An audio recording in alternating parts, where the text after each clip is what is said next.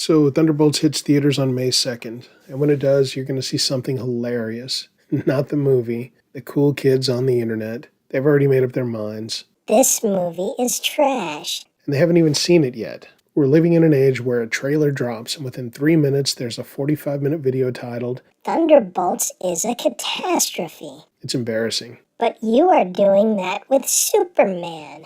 Yeah, but that's different. Anyway, I'm over here actually looking forward to it.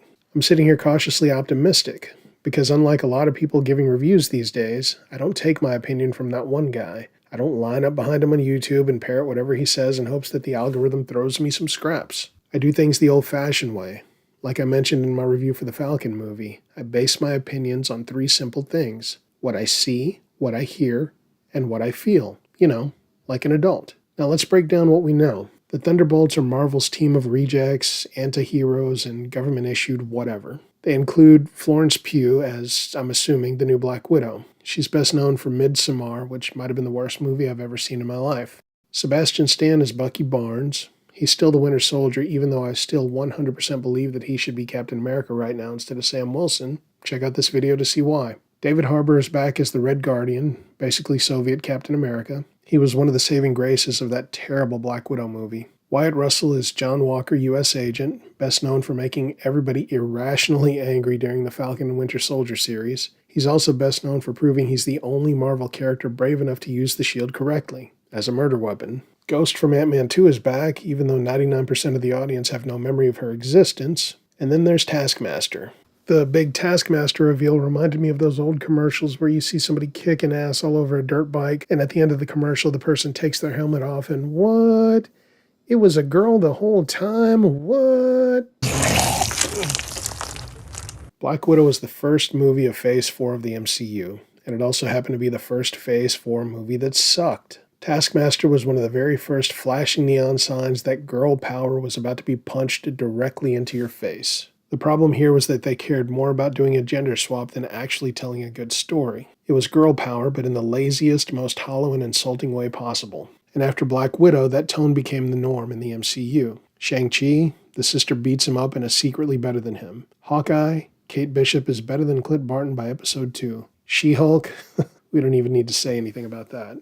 Doctor Strange 2, the America Chavez show featuring occasional guest star Stephen Strange. The Marvels, well, it exists. Taskmaster was the first grenade thrown at the audience, warning us that Phase 4 was going to be all about checking gender boxes. No matter how much we kept telling them we didn't want that, they kept telling us they knew better. So they just kept serving up the girl power.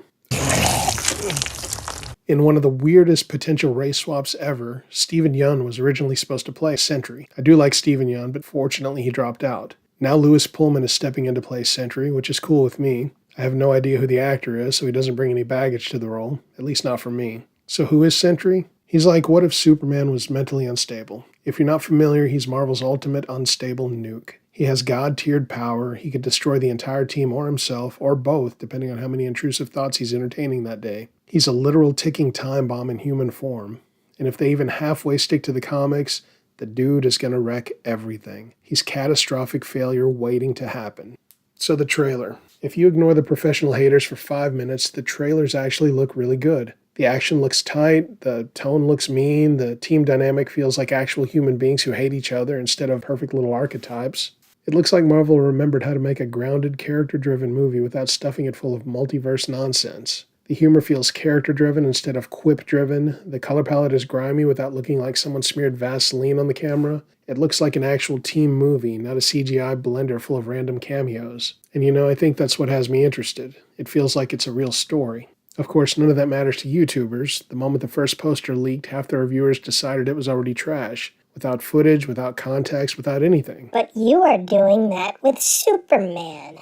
Yeah, but that's different. Because in 2025, it's not enough to review a movie. You have to predict its failure months in advance so you can maintain your street cred. Same thing happened with Captain America Brave New World. Everyone hated it before it came out. They heard about the reshoots, they heard about the edits, and then when they finally watched it, they weren't even watching the movie. They were just looking for hard edits and pacing issues. They couldn't enjoy the movie because they were too busy hunting for anything that didn't have perfect flow or timing. They were looking for flaws that they already knew were there because of all the articles. Then it came out, and guess what? I loved it. Not because some YouTuber told me it was good or bad, but because I watched it, and I judged it based on what I saw, what I heard, and what I felt. But if you spend any time on channels like these on YouTube, you've already seen it all already. Every criticism about the Thunderbolts is happening in future tense. This is gonna be another stinker, you guys. Cool, but I'll wait until I actually see it. And let me make my prediction right now. If Thunderbolts is even B- good, you're going to hear the same tired excuses from the usual suspects. It's good by accident.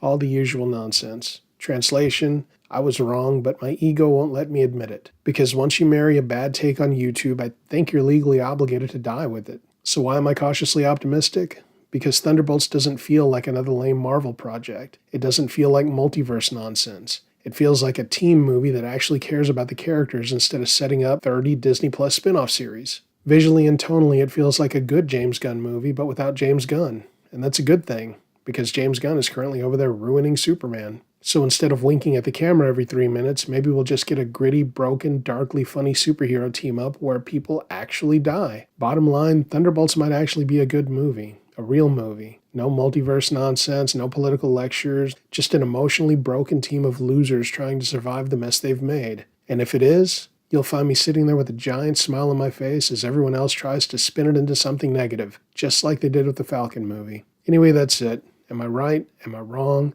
Tell me all the reasons I'm an idiot in the comments. Like, share, subscribe, and I will see you next time.